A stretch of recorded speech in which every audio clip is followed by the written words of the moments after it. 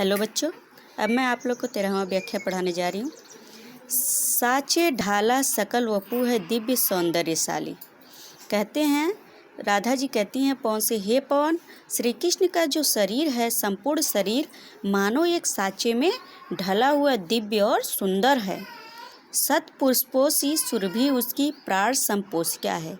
सैकड़ों पुष्पों के समान सुगंधों से युक्त प्राणों का पोषण करने वाली धाय के समान है। दोनों कंधे वृषभ वर्षे हैं, बड़े ही सजीले।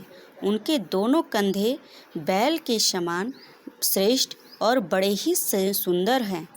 लंबी बाहें कलश व करसी शक्ति की पेटिका है। उनकी बाहें लंबी और कलश के समान, उनके हाथ जो हैं शक्तियों के मानो पेटी हो। राधा जी पवन से कहती हैं, हे पवन, तुम श्री कृष्ण को जैसे ही तुम मथुरा में देखोगे श्री कृष्ण को, तो उसके शरीर को, तो उनका शरीर ऐसा तुम्हें लगेगा जैसे मानो एक साँचे में ढाला गया सुंदर हो। वह सैकड़ों पुष्पों से युक्त सुगंधित और प्राणों का पोषण करने वाले हैं। उनके दोनों कंधे बैल के समान श्रेष्ठ और सुंदर हैं। उनकी बाहें लंबी लंबी हैं और हाथ जो है कलश के समान शक्तियों का मानो पेटिका हो।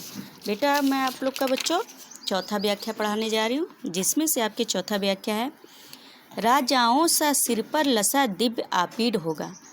श्री कृष्ण के सिर पर राजाओं के समान मानो मोतियों से लसा हुआ मुकुट होगा। शोभा होगी उभय श्रुति में स्वर्ण के कुंडलों की। शोभा होगी उभय दोनों कानों में सोने की कुंडल होंगे। नाना रत्ना कलित भुज में मंजू केयूर होंगे।